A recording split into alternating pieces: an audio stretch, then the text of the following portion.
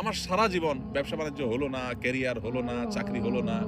আমি একটা কথা সবসময় বলি প্রবাসীদের মজলিসগুলোতে বিশেষ করে, প্রবাসীদেরকে একটা কথা কমন শুনতে হয়, সেটা হলো তোর পরে বিদেশ যায় এত হচ্ছে বেশি জমি জমা কিনছে কেমনে, তুই কি করলি? হ্যাঁ, একই কথা মায়ের, একই কথা বাপের, বন্ধু বান্ধবের, বউয়ের, সবাই একই কথা।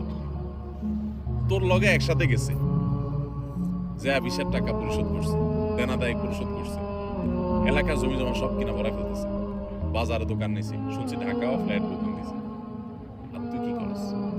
তোর সাথে একসাথে গেছে, প্রতি বছর একবার করে আসে, তুই 3 বছর আসতে পারস না, তোর টাকা হয় না, কি করলি তুই? এই কথাগুলো খুব বেশি শোনা লাগে না আপনাদের? এটা কেন হয়? ওই যে বললাম, পুরো ফ্যামিলিকে টাকা দিবেন, এটা তার মাথা ঢুকেছেন, আপনার মাথাও পোক ঢুকছে, তার মাথাও পোক ঢুকাইছেন। সেও মনে করে টাকা দিতে পারলেই ছেলে আমার সাকসেস, ছেলে আমার সততার পথে থাকতে পারলেই সাকসেস, এটা তার মাথায় ঢুকে নাই।